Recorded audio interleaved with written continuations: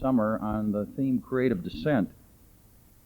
We will have, in addition to this convocation, a convocation on April 16th and one on May 6th, involving a discussion on student dissent or student power and political dissent in our country. We are privileged this morning to have on our campus Father Alfred Janicke. Father Janicke is a Minneapolis product, or a Twin City product. He's a young 33 years old. He received his education in the Twin City community. Presently, he's a parish priest at the Church of St. Philip in Minneapolis. He serves several other parishes in our community. He has other involvements.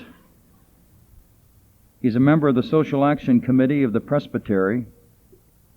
He represents the Archdiocese in the Urban Coalition, Minneapolis, and he served as a counselor in Alcoholics Anonymous. We have not asked him to our campus to speak on these things, however, but to discuss with us his involvement in the resistance.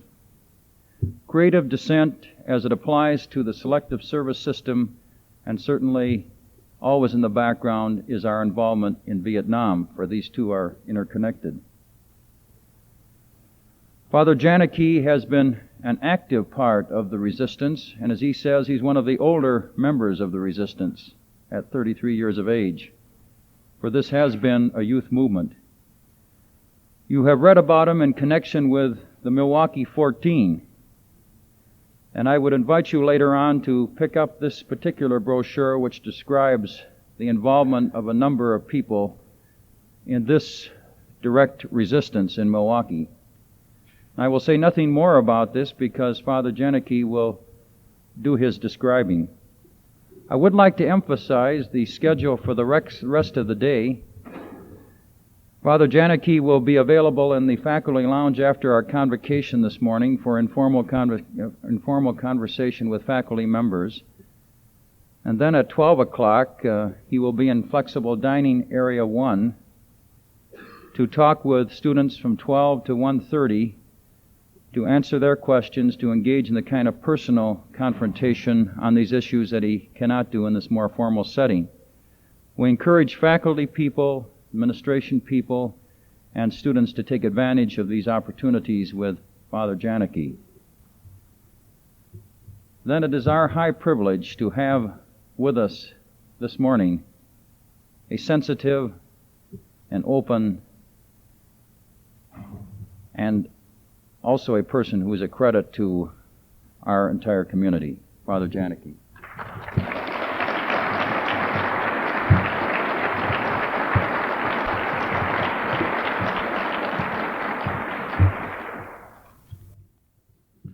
Thank you very much. That's the greatest introduction that I've ever gotten, and I thank you for that.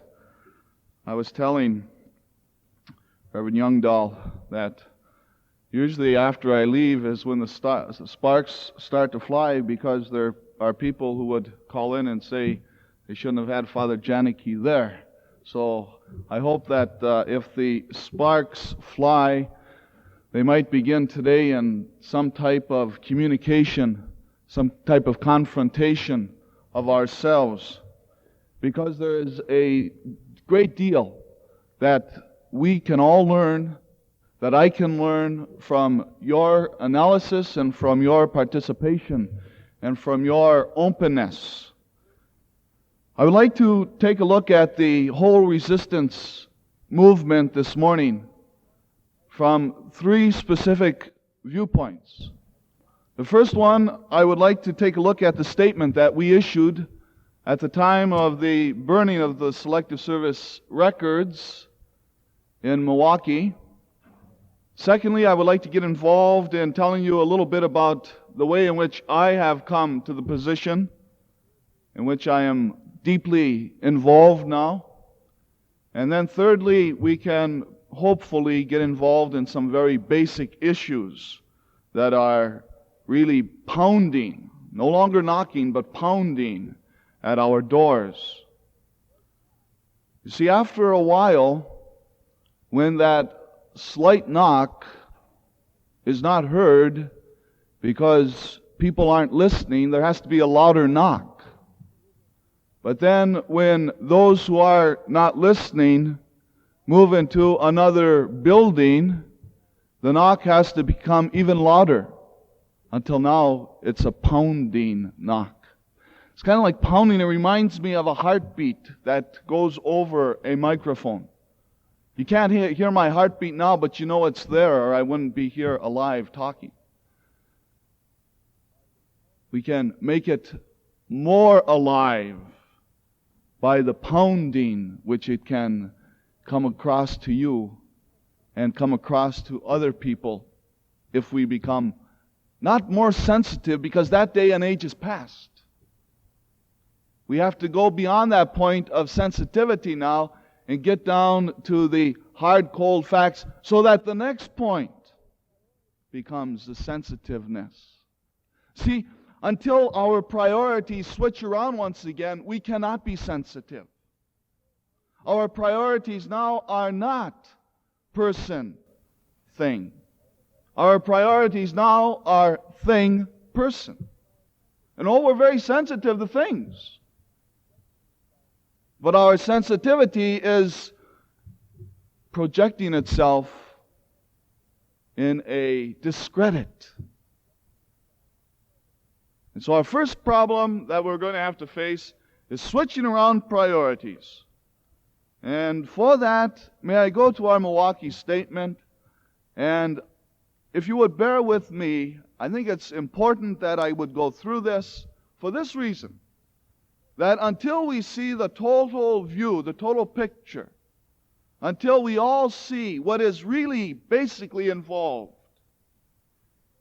we will have within our disposition yet the idea that we can separate and put into little individual file boxes, little individual actions. And our main perspective, both yours and mine, must be a total perspective. The total view that sociology gets involved in, the social sciences get involved in, and hopefully the political field gets involved in, and someday the church may get involved in. Here's our statement. Generation after generation, religious values have summoned men to undertake the works of mercy and peace. In times of crises, these values have further required men to cry out in protest against institutions and systems destructive of man and his immense potential.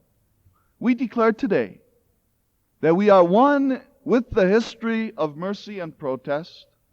In destroying with napalm part of our nation's bureaucratic machinery of conscription, we declare that the service of life no longer provides any options other than positive, concrete action against what can only be called the American way of death.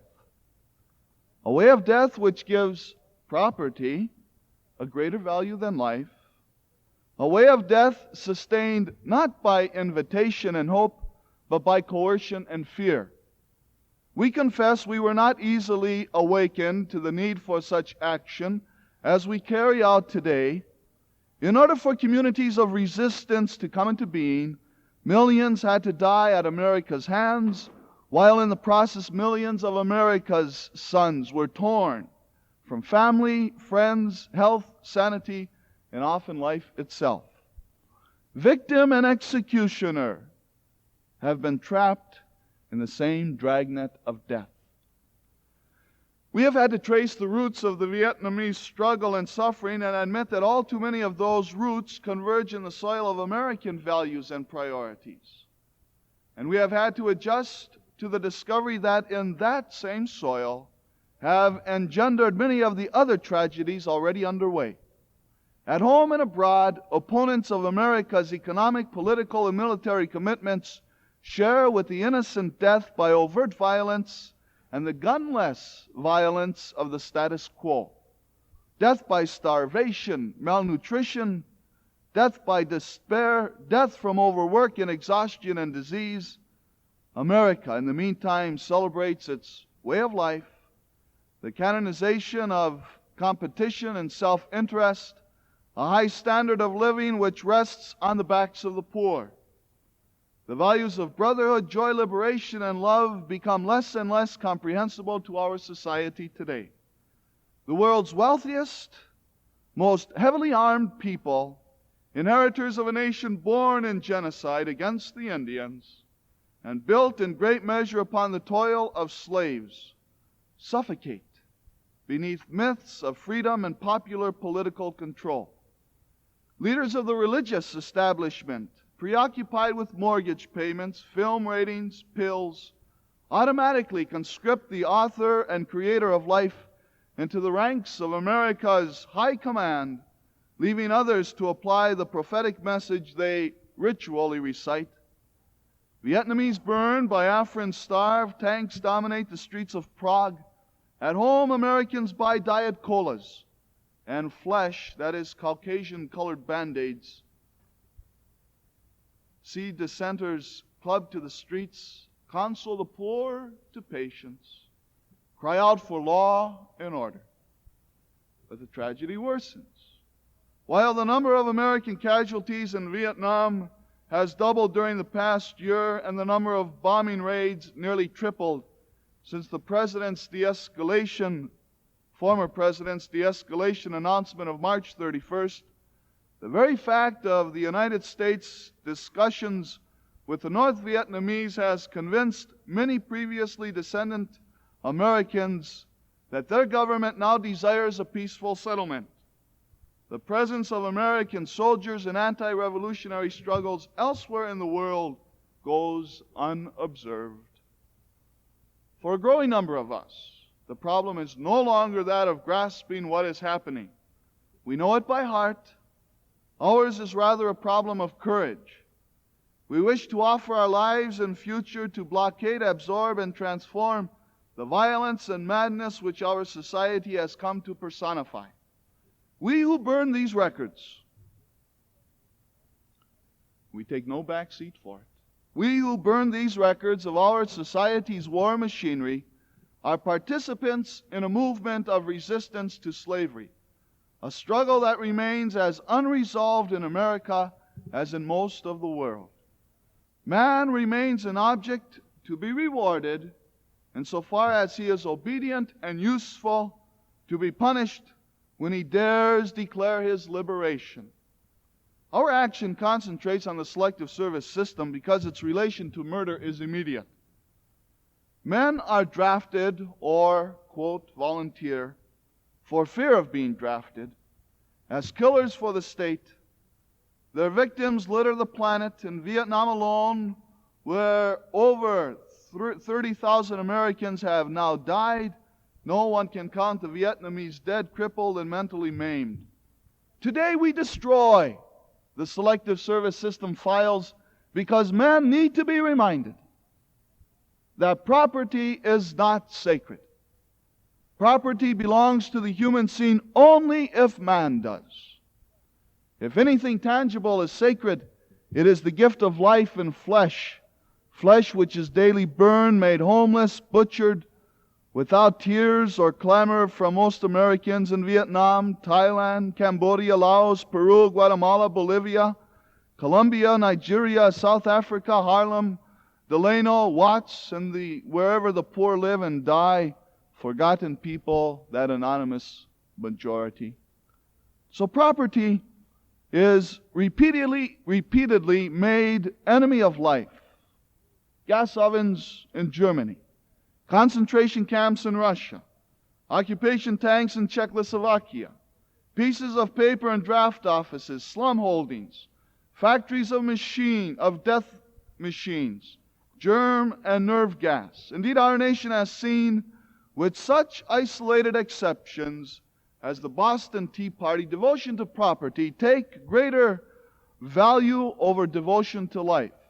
So we today, in the face of such a history, proclaim that property has sanction only insofar as it serves man's need and common good.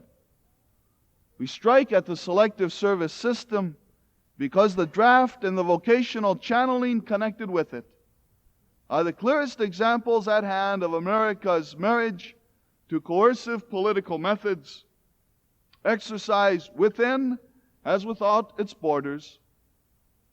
In destroying these links in the military chain of command, we forge anew the good sense of the Second Vatican Council.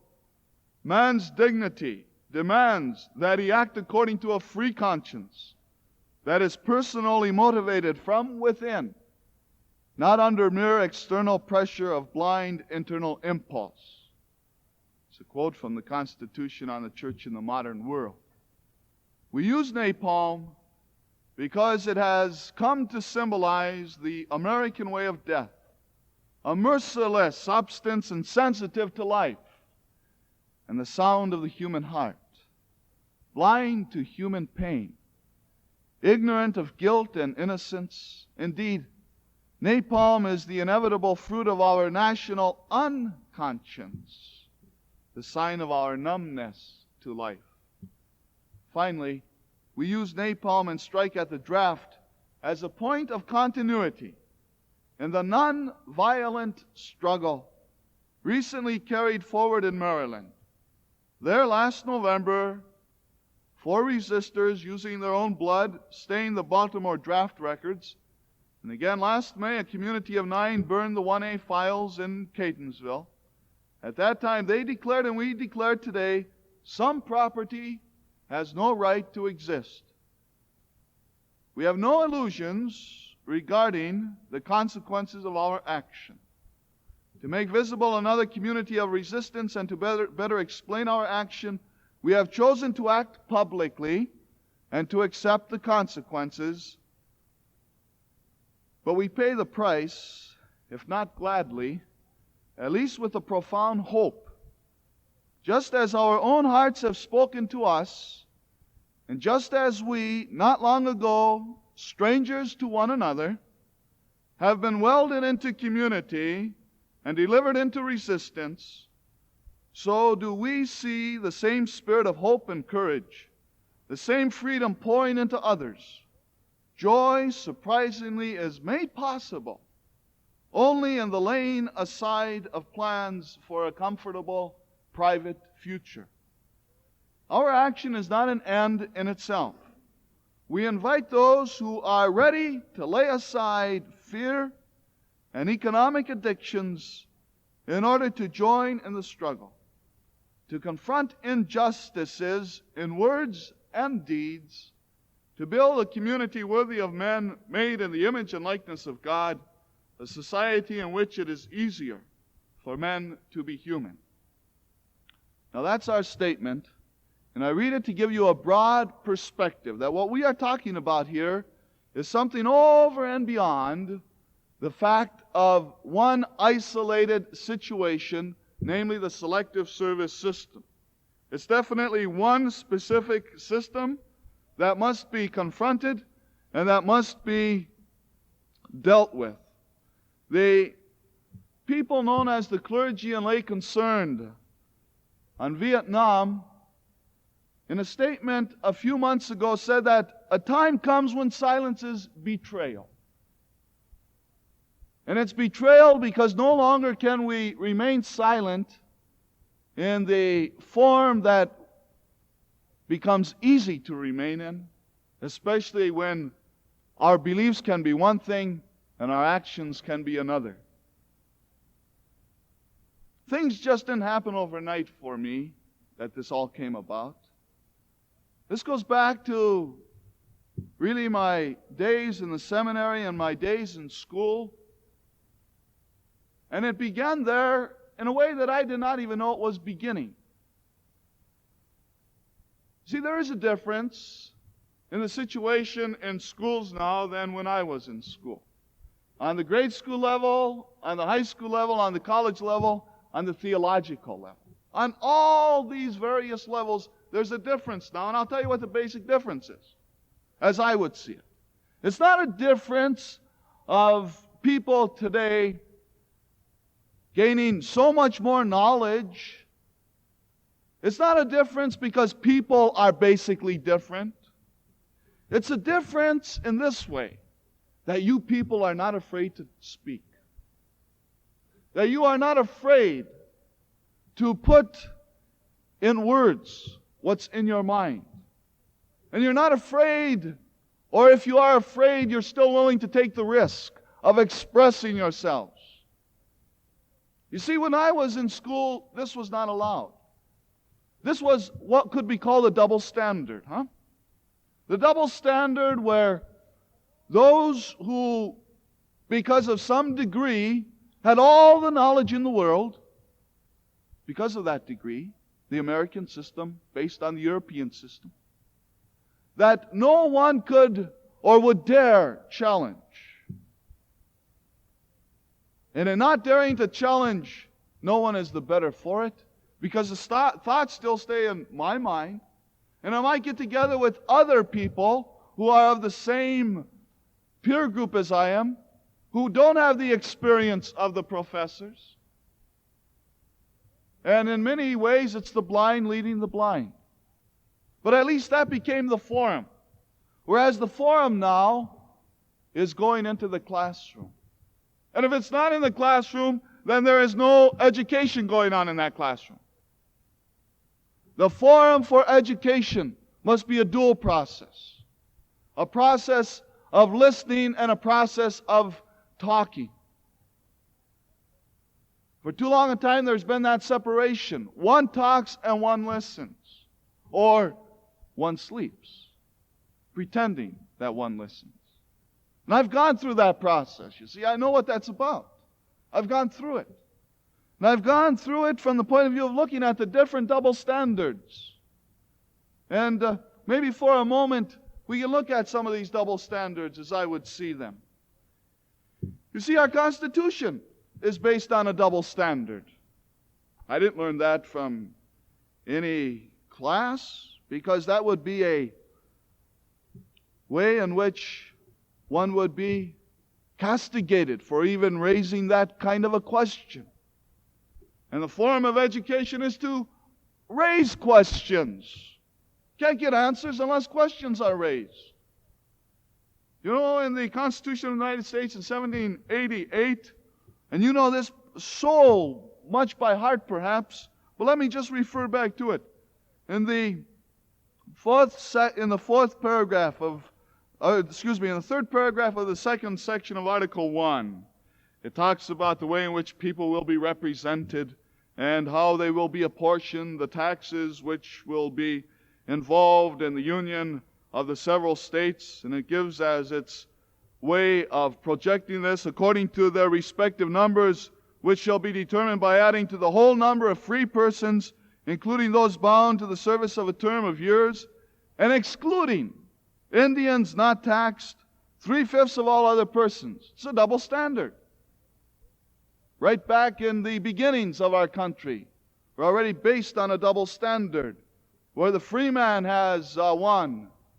The man that we know of as the black person this day, 3/5. And the Indian who's not taxed doesn't even can't even smell the breath or the air that he breathes. Not even supposed to do that because he's not taxed. And then you think that by 1868, 80 years later, things would have changed a bit. Well, they changed a little bit because something happened in that process of history. But there's one thing that didn't change. In the 14th article of the amendments to the Constitution, dated July 28, 1868, 100 years ago, talking about representation again, it says, representatives shall be apportioned among the several states according to their respective numbers, counting the whole number of persons in each state, excluding the Indian not taxed. The 14th article. See, we're already dealing in double standards. We deal in double standards, for example, when we talk about law and order and not about justice. It's very interesting to notice in our Pledge of Allegiance to the flag, we don't talk about law and order, but we talk about justice for all. You didn't hear any of the candidates who were going for the presidency of the United States talking about the Pledge of Allegiance, yet they took it. Every time they came in a formal session with their hand over their heart, they didn't talk about what words were in there, but they talked about the words of law and order. And these words meant something different to every candidate. Another double standard we have, which is so much prevalent. If we believe in the tax system, we try to figure out how we can beat the system. And there is a man by the name of Joseph Sachs, who is professor of law at the University of Michigan, who wrote an article in the Saturday Review of September 28th, 1968, called Civil Disobedience, the Law is Never Blind. And his argument here is that nobody is opposed to civil disobedience. And he goes on to argue the reason nobody is opposed to it is because everybody picks and chooses what laws one's going to obey. And if he says that people simply want the laws that they deem important to be vigorously enforced, and those they consider unfair to be ignored. An example, he says that most motorists consider the idea of a speed trap outrageous, but rarely complain when policemen conceal themselves in public washrooms to ferret out homosexuals. You know, we pick and choose. How do we pick and choose? What's going to benefit me? See, that's how we pick and choose. If I'm driving a car and I don't want anybody spying on me with an unmarked car, then I'm going to fight that. But if I don't draw a car, it doesn't apply to me. If it doesn't apply to me, then we can just put it on the other side. It's a double standard. Another double standard which we are involved in without maybe even thinking about it is the standard of the educational process. How it is that schools, for the most part, teach people how to make a living, but not how to live. No, how to make a living. That's priority number one. How to live should be priority number one. Because depending upon how I live is going to depend upon how I make the living. And why is it that when it comes to situations as we've had a week ago now at the University of Minnesota, the double standard of dollar bills versus people once again comes in? We can get back to that a little later. The double standard, again, of the ones who are in authority saying, gee, that's a nice asphalt that you have, city. I have a couple potholes in my driveway. Come on, fill it up.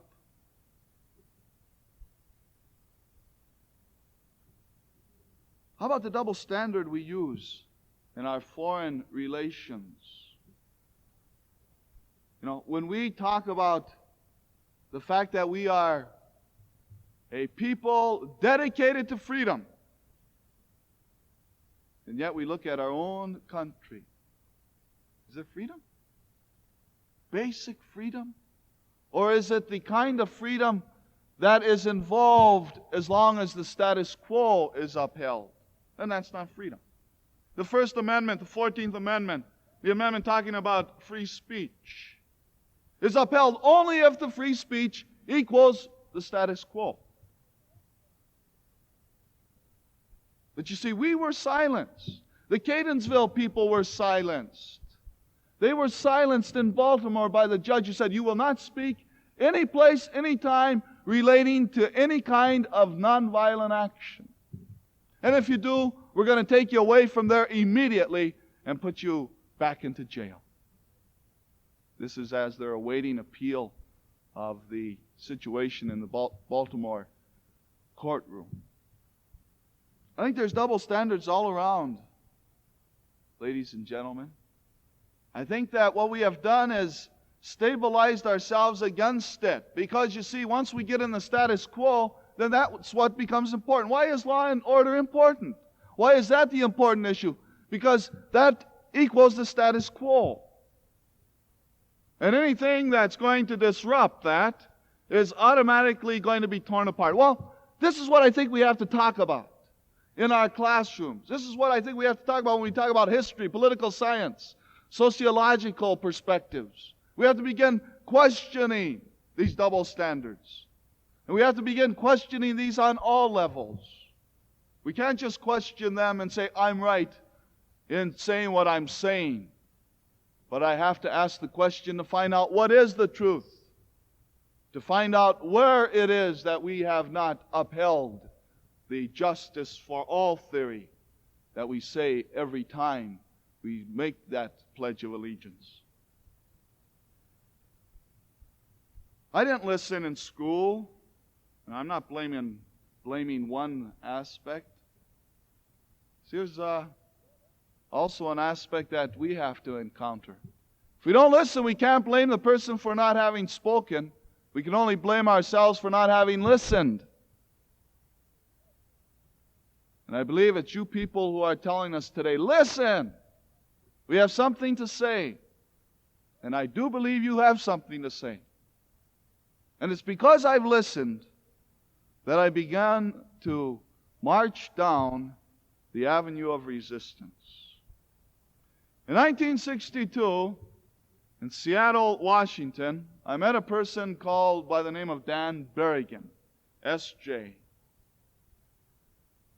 It was at the liturgical conference, which is the big convention each year on the liturgy within the Catholic Church, to take a look at it, to see where it's going, what's happening to it, is it viable, is it meeting what it says it's supposed to be doing. And in 1962, I met this person for the first time, and he impressed me because he listened. Everybody else was giving talks. He gave a talk also. Everybody else was expounding on their theory. He expounded on his theory too. Everybody was telling the great things that were being done. He was asking questions. What's so great? Where are we moving? How are we going? He began to challenge those who were asking these questions. And I began to listen. And he told me a story at that time, which I share with you today, and you perhaps know the story very well. The story goes like this. There's a farmer who had a barnyard, as all farmers, I suppose, still do. And one late summer evening, the chicken and the pig had been out touring the town and getting a few to end up the day's hard work. And they were coming back early in the morning. And the chicken said to the pig, let's have something to eat. We've been out boozing it up all night, and we got to have something to eat to settle our stomachs. And so the pig said, okay, what should we have? And the chicken thought, and he said, let's have ham and eggs. And the pig said, okay. So they went to the kitchen. And on their way to the kitchen, the pig is thinking to himself, ham and eggs. Does he know what he's asking? And so as the chicken produced the eggs, the pig said, I'm not having anything to eat. And the chicken said, why? And the pig said, because for you, it's only involvement. For me, it's commitment. And Father Berrigan at that time just dropped that. And I think there's something in it that I'd like to dwell on for a moment. And that is in an involvement. We can get involved in things. And we can say, look at the great things that are happening. I could get involved, and I did. I went back, you see, to Minneapolis from Seattle. And I began to get involved in the different social action committees. I began to write letters to the legislature. I began to talk to the representatives. I began to take an active part in community actions. I began to get involved in politics. I began to get involved with those who live next door. And I began to find out what people were thinking and talking about and discussing. And I began to join such organizations as the Center for Urban Encounter, later on the Clergy and Lay Concerned on Vietnam, the Social Action Group of the Presbytery. I got involved in all these, but there's one more involvement that I believe I can directly relate to the resistance movement, and this might surprise you. The involvement with Alcoholics Anonymous taught me what the church should have taught me. And maybe he was trying to teach me, but I wasn't listening.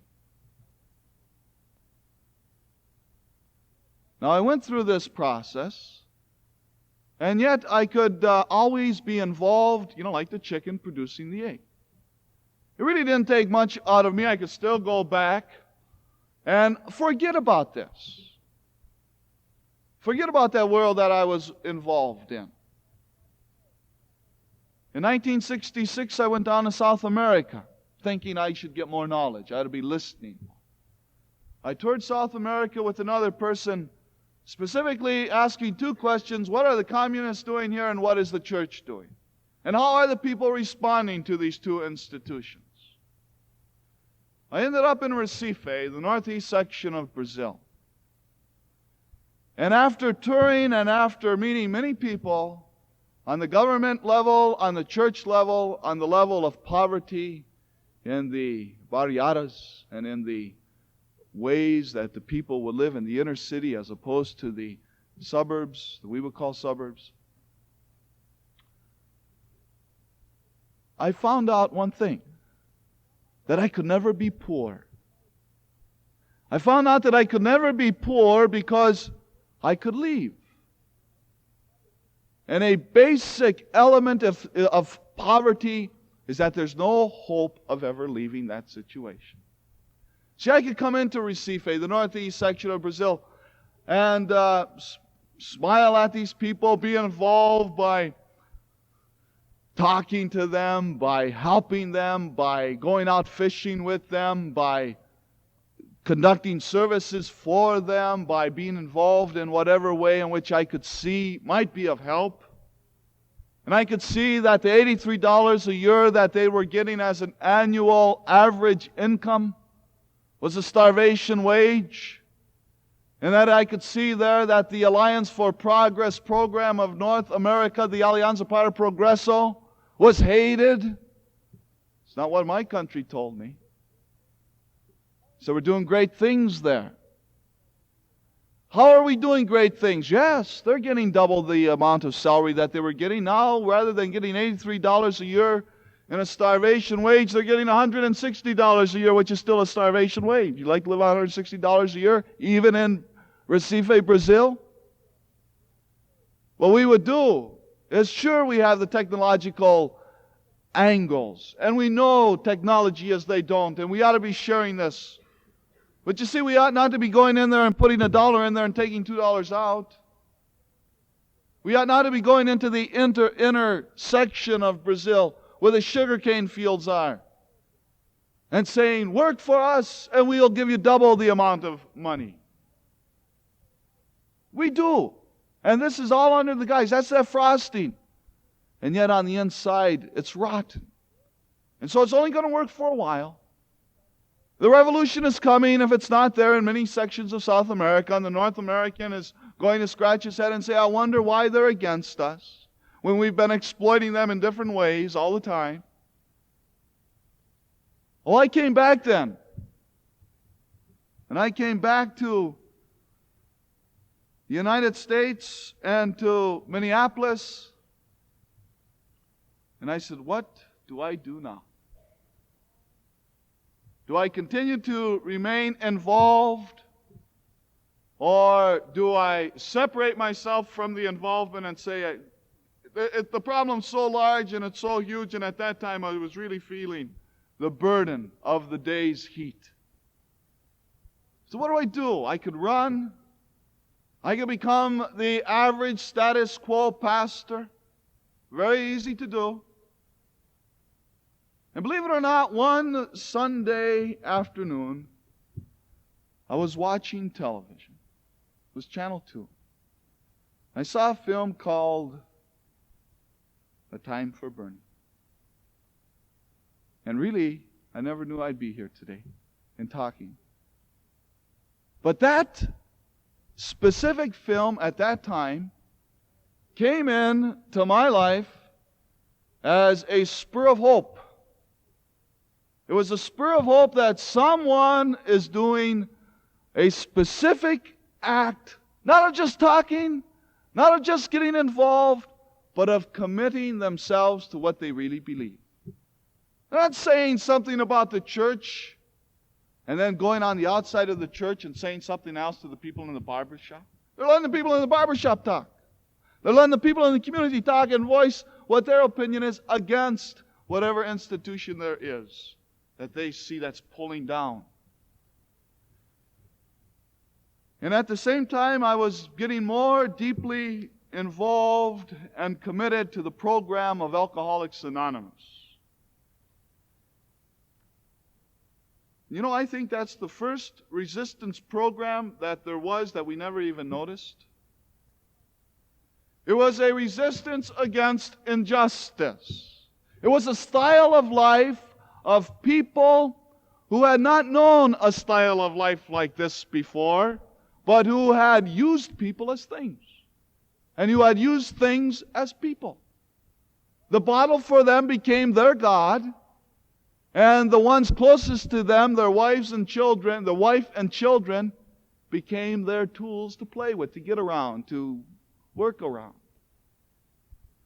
And I found something in Alcoholics Anonymous which led me to my position today in a very direct way. And that is that these people did not say one thing on paper and then do another thing when they got out of the club and then talk about the greatness in their life of the wonderful things they're doing. They did the opposite. At the meetings they said, here's the guidelines. If anyone is harmed, it's wrong. It's wrong. You don't harm anyone. People are important. And the most important person is the one who must respect himself. If he doesn't have respect for himself, he's not going to be able to have respect for others, and others will not have respect for him. And so this whole devious path, and I don't want to go into that because we could go into that and that'd be another 2-hour talk. But I want to highlight it in this way that I believe what should have come from the classroom where there was a double standard, what should have come from churches where there was a double standard, came from a group of people that despised the double standard and that said, in fact, if you lead a life of a double standard, you're not going to make it. That is what had happened in your life, and as a result, you didn't make it. All right, so much for the background, so much for the progressive way in which one day then a group got together, looked like they were having a bonfire, 13 other people joined me, and we had the Milwaukee 14, which of course, as you know, didn't exactly happen like a wiener roast. But for the most part, the people there did not know each other. For the most part, were from around the nation, from the east to the Midwest, with one basic perspective in mind. And that is that injustice must be encountered, and we must be committed to this no matter where it is. And that's why I want to give you this bigger picture. Because we have to look beyond Vietnam. We have to look beyond the selective service system. That's going to come to an end one day. But that doesn't mean injustices are going to come to an end. It means that they can just as well keep going on in different forms, in different fashions. And what we must do is encounter injustice wherever it is. Now, there are specific ways that I believe at this time this style of life is catching on and is becoming the primary mover in a situation which is going to be at the heart and core of the government. I believe, that the problem is not time. And we've been waiting 100 years in the civil rights movement, human rights. So time's not the problem. It hasn't gone fast, and people can say, just wait. No, time of waiting is over. That's not the problem. We've passed that a long time ago. The problem right now is that a system is blocked. And when the drainage system of your sink is blocked and the water won't roll through it, you have to use a little Drano. It bubbles, but it does the job. Now, what's going to do the job to open the system of the political fields, of the legislature branch, of the executive branch of the government? Various things will do that. Various actions will do that. And the Milwaukee action is only one specific action. And I am not here to tell you that that is the best action. I'm not here to tell you that that is the only action. I'm not here to tell you that that is the action, because I don't believe any of that.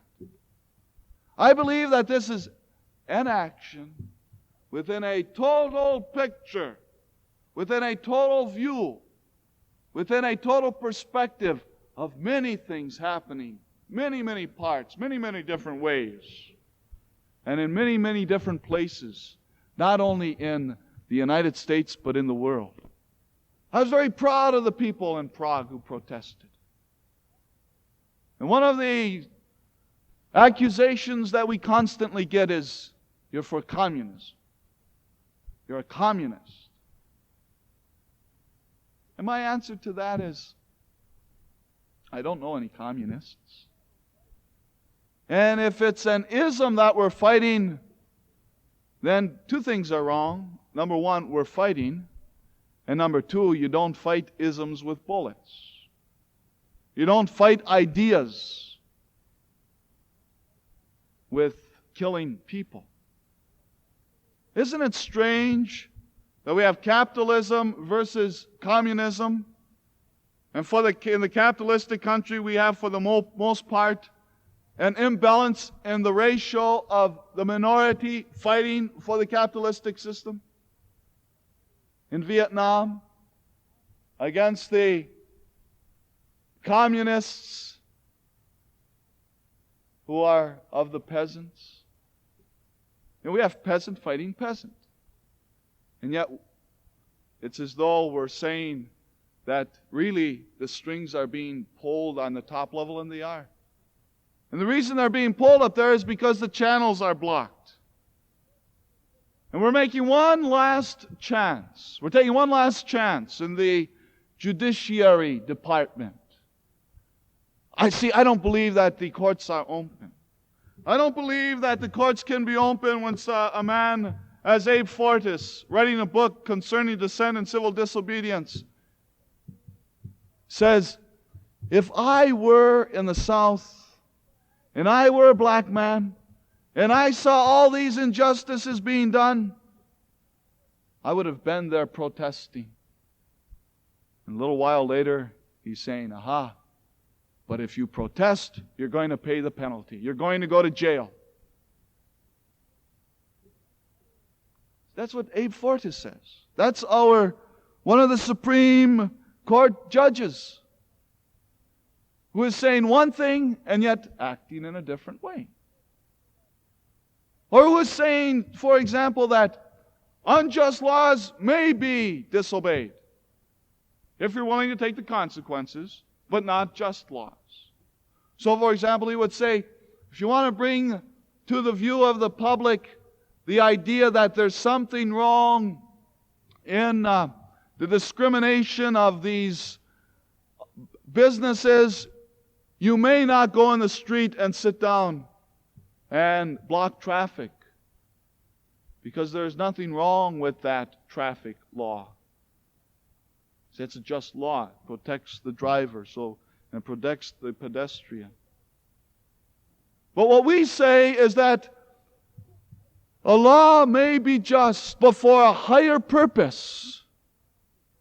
And a higher purpose, in my mind, would be the calling attention to a situation where people are being damaged and hurt and killed. That is a higher perspective and a higher degree than talking about a law. You see, when people are damaged and hurt, that has to be confronted. But most of us are selfish. As long as it's not me, as long as it's not enforced against myself getting hurt, then why should I care? And yet the church always talks about brotherhood.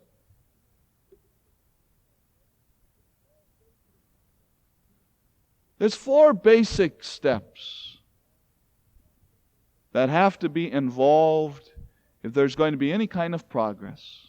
The first one is we have to have the facts. What are the facts?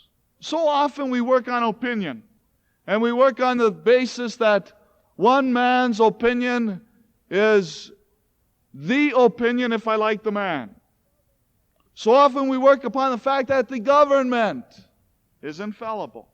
See, we've come through this process in the Catholic Church very recently. We're still going through it. 1968 I classify as the year that the church was seen as not infallible. We're dealing with human beings, and human beings are not infallible.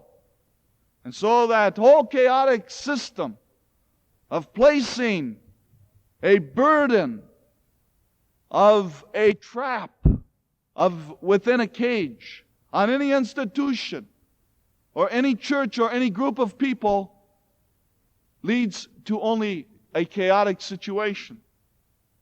So in 1968 in the church, we have come through this process. We haven't come through this process yet in the government. We still are saying that the government's infallible. The government cannot make a mistake. I'm going to say this publicly because I want you to know my feelings on it. When the Cuban crisis was at its peak,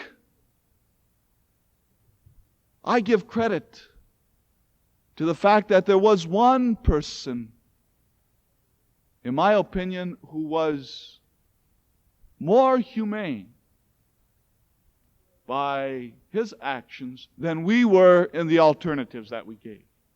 We said, get your missiles out of Cuba or we're going to use something. We're going to take action. And the only way that we know how to take action is by throwing bombs. And in my way of thinking, Khrushchev is the one who saved this world from blowing up. It's that whole perspective that we say we can't be in any way other than right. And that's wrong. And I think one of the great perspectives that's happening now is that the government is going to be attacked as not being infallible. And I classify 1969 as the year that the government is going to come off of its pedestal of infallibility. And it's going to be groups, different groups, all over the United States, all over the nation, who's going to confront that. And who's going to say there are other options. Why is it that we only have one option? Why is it that I have to speak in favor of peace? Why is it that there is no other option is given but get those people off of the world because they're going to move in and invade and they are going to destroy the world? Who's being destroyed? Who's in a chaotic situation? Seems to me that we are in the United States in a very violent revolution. And what our perspective on this is let's see if we can change from the violent to the nonviolent. We might lose completely. But in the end, justice will never lose. The individual may not see the other side of the mountain. But that's not what's important. What's important is that justice is developed and that justice for all is given. And we're going into that courtroom, and we're not going to speak to the judge or to the jury because we believe the system's clogged. We believe that not because we have some kind of theory in our minds, but because we've been in courtrooms. We've encountered judges in courtrooms giving sentences to those of the minority race, of those who, because they were black, were not treated as humans. We're not going into the courtroom thinking that we have something in the back of our heads that might be or might not be some kind of question mark.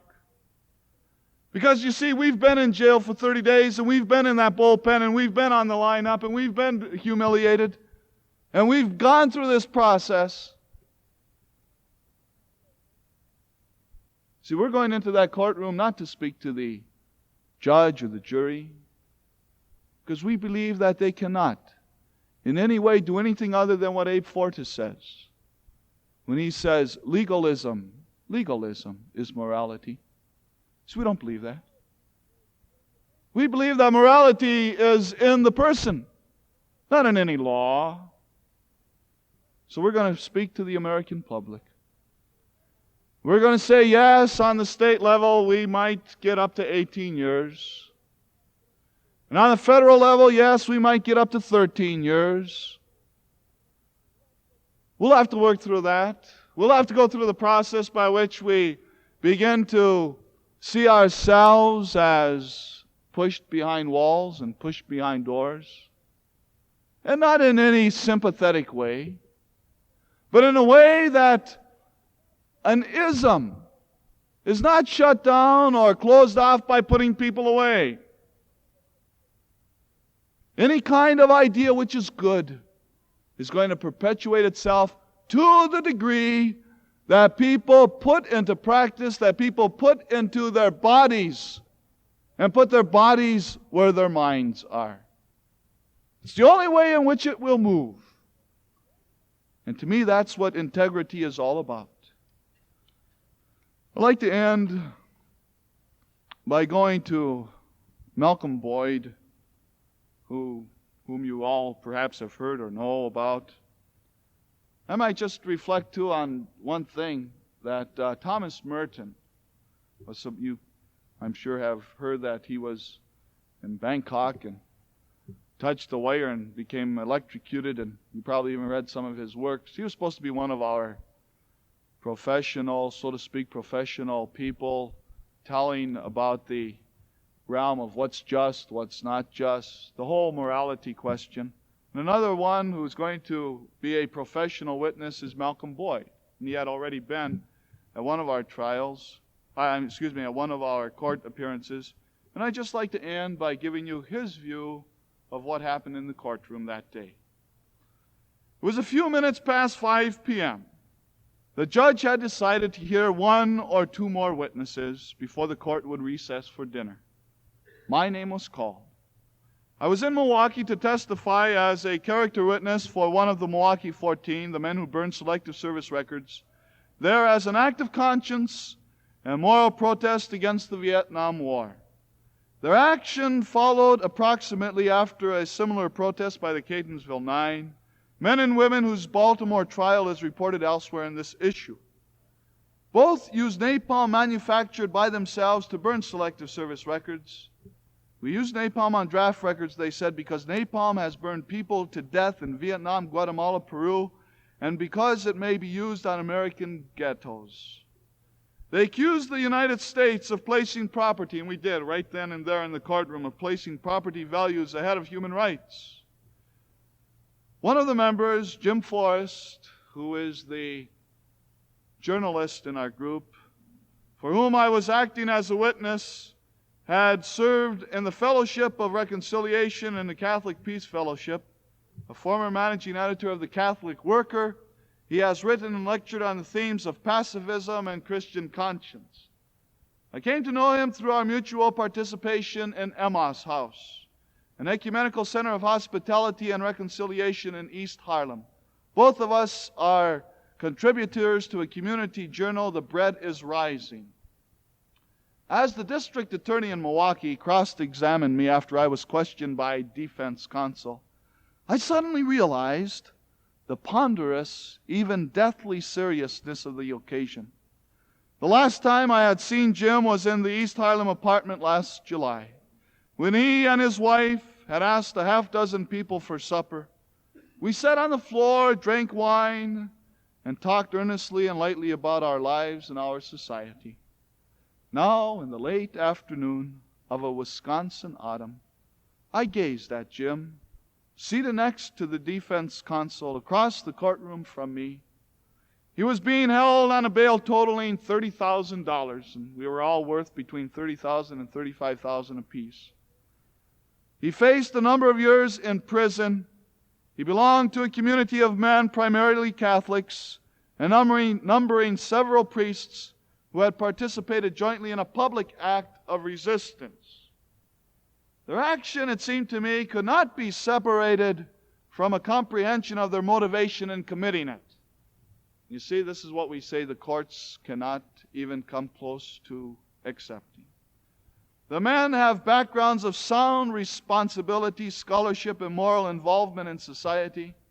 Unquestionably, there is a tradition of Jewish and Christian prophetic protest against human injustice and arbitrary exercise of great power across the line and face and welfare of people. The question of obeying the law is a tenuous one. For example, how could anyone morally have obeyed a law in Nazi Germany? The law then forbade Jews to eat in restaurants, ride on public transportation, own cars, subscribe to newspapers, or in fact, live as human beings in organized society. What is the meaning of the law? I'm finishing up on this note because this is my challenge to you. What is the meaning of the law in relation to America's undeclared war in Vietnam and its present selective service system? The Milwaukee 14 did not clandestinely break the law. They did it openly and publicly. They are putting their bodies on the line by resisting a savage war which has cost many thousands of lives, American and Vietnamese, and ravaged both the United States and Vietnam in ways which history will be best equipped to judge. The Milwaukee 14 are paying a high price for conscience, measured in careers, years, and primal strength. The wind is harsh, and it will soon be blowing snow. Leaves rest in great heaps on the street corners and in front yards. There is no rest. Everything points toward something.